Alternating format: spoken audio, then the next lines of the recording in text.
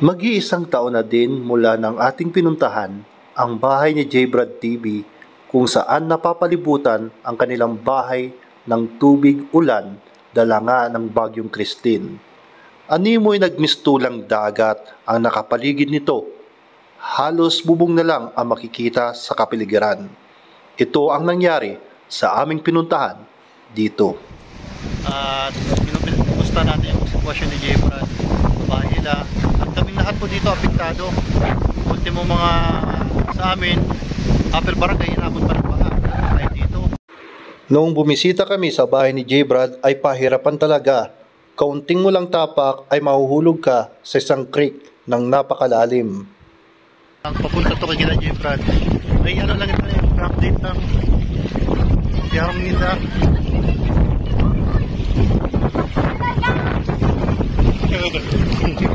Guys! Pala kayo sa Dimanesa, guys! Resort. Ayaw.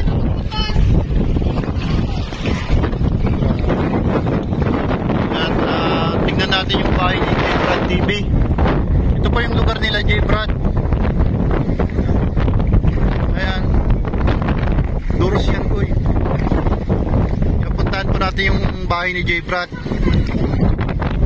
Hindi na tayo makalapit kasi delikado. Zoom in na lang natin, zoom in.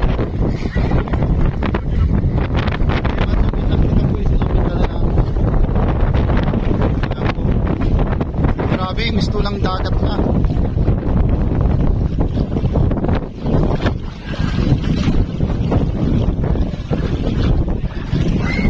At dito sila nag-evacuate. Ayan, Tita Cora, Tito Clim. Ito po yung nangyari sa bahay ni J. Brad. Halos nung mga nakaraan, halos bubong na lang. Pero ngayon, bumubo pa na rin kaunti. Pero mataas pa rin yung yung baha.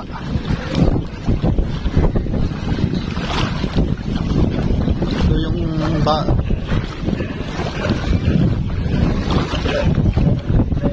dagat. Ay, grabe. Dagat na, oh. Di na to pang karaniwan. Boy. Resort.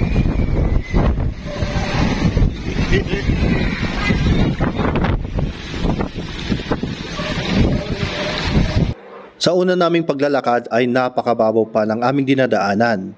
Ngunit sa may bandang dulo ay napakalalim na at kunting tapak mo lang ay magkakamali na ay mahuhulog na sa malalim na bahagi. At agad kami nagkuha ng isang kapirasong mahabang kahoy para ito maging palatandaan. Tuloy. Mabubulsot ka dyan. Kahoy. Pangtoklol.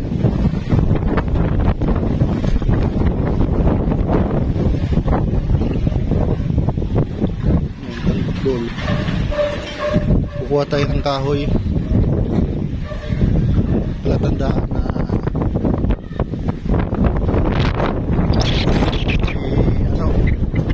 tayo ng kahoy para ito.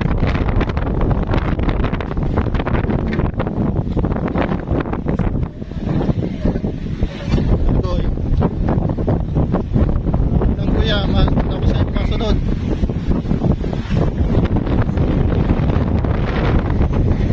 Yan po yung bubog po yung Koy, alat lang Koy, nakakapataw sa iyo. Magsot kita dyan.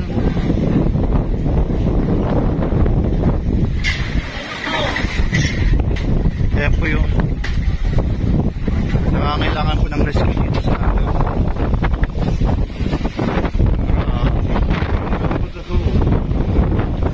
i-check natin yung bahay ni J. Brad. Kasama ko po si Buboy para bisitahin.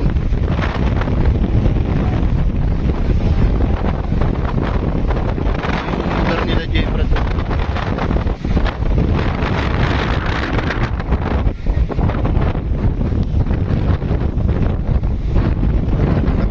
Kapag mong kahoy Buboy pa nakutun.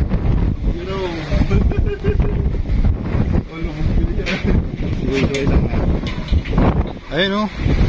Dagat na, gusto lang dagat na.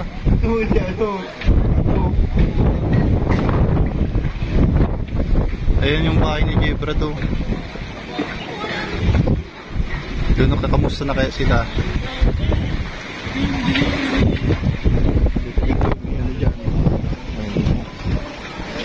Ayan pong bahay ni Jebra. Ayan, malapit pa kita. Baka mabulsot pa kita. Ayan.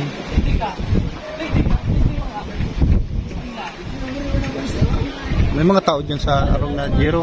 Ngayon. Ayun, tako ba? Taka, kamusta ako ta? Ayan, baha. May agdan dyan, may agdan dyan. May tungtungan dyan, may agdanan dyan.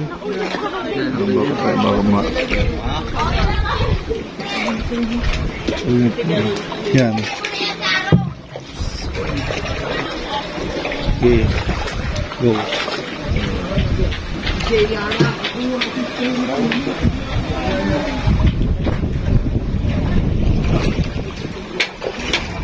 Hindi na lang kita mat.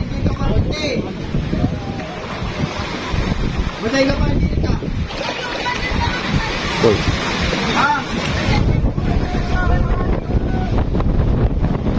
Hey, bulsot ka dyan. Dito ka dito. Hey! Alam ka ba? Lakas ng hangin.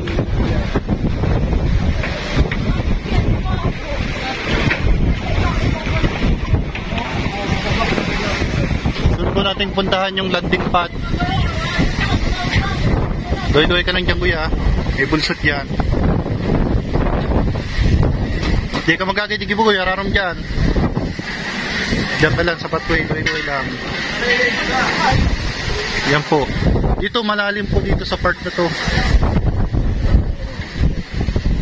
Ayan. Kasama natin po si Bugoy Lara. At ubang kumusta yun. Si Jbrad po nasa diet, na-trap. Gusto na sanang umuwi kaso trap. Hindi siya makakita rito. Diretso lang yan. Hindi ka lang dyan magdyan.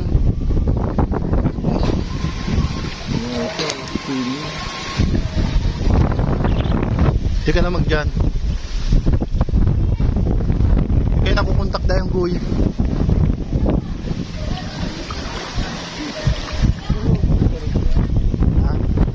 Hindi na ako kontak. Pinapakamusta sa kuya yung sila sa dahil.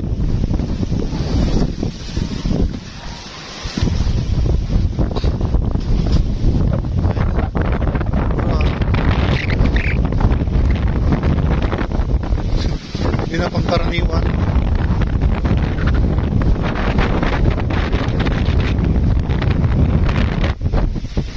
Ayan ang bahay ni Jebra do. Nung panahon na yon, ay akala namin nasa loob sila ng bahay. Nang nalaman namin, ay doon pala sila sa evacuation center sa GMR Coliseum. At naabutan natin ang nanay ni Jbrad na malungkot na malungkot. So anong nangyari dito sa Endo? Okay ma'am, pero medyo malungkot. Anong, paano kayo inabot ng baha dun sa ano? Di naman namin nakalain na gano'ng kalaki yung baha. Yung baha? Bubong na lang ang lumabas, kaya lahat ng gamit.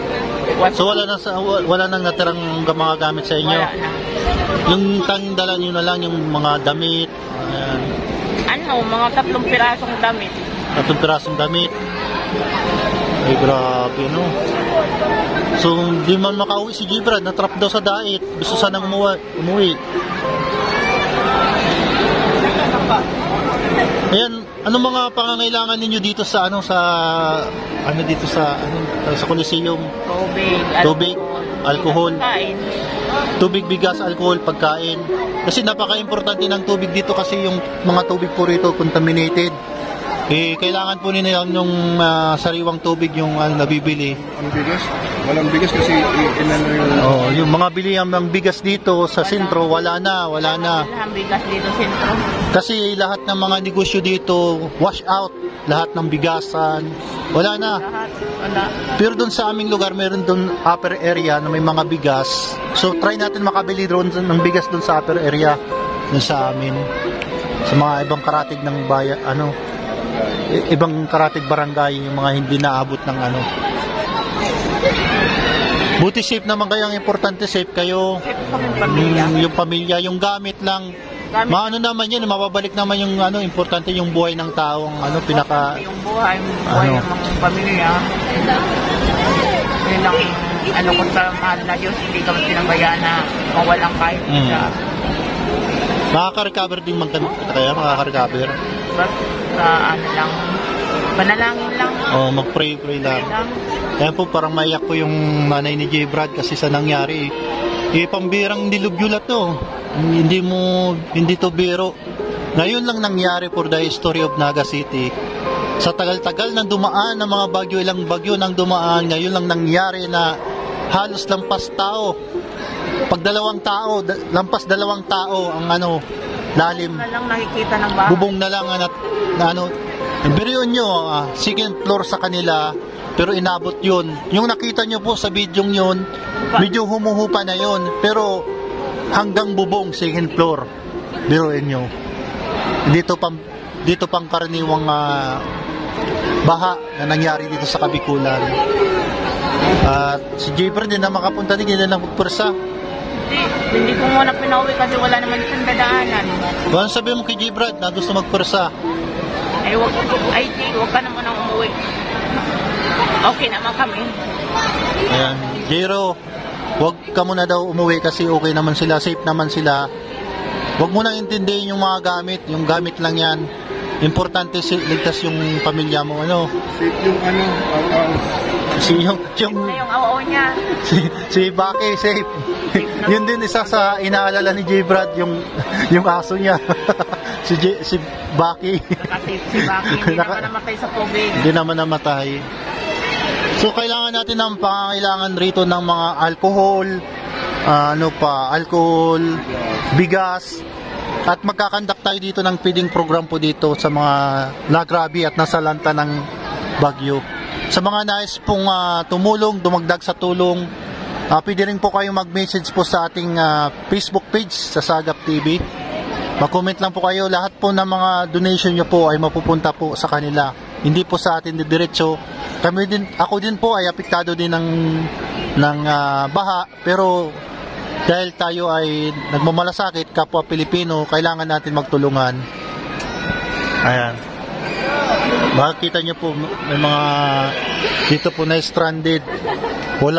Lahat nandito halos walang natira sa kanila. Yung mga natira nila, mga kapiranggot na damit, ayan na lang. So yan, kailangan natin dito ng sabon. Sabon tama? Sabon, alcohol para sa mga lipunga, tubig, yan ang importante, tubig, yung may inuman, saka yung bigas. Ayan po pangunahing pangangailangan dito. At magkakandak po tayo ng feeding program po dito sa loob ng evacuation center. So yan, di ka na mag-worry So, safe naman kamo digdi. Safe naman po kami. Ayun. Kumbaga, mga kalingap, naluluha lang yung nanay ni J. Brad kasi po hindi niya lubos akalain na nangyari sa kanilang pamilya na may dumating na hindi inaasahang dilubyo. Kahit sino naman po ay biglang malulungkot. So yan po, hanggang dito na lang po tayo. Maraming salamat po at abangan po yung sunod po nating pagbabalik po rito. Maraming salamat po. God bless you po sa inyong lahat.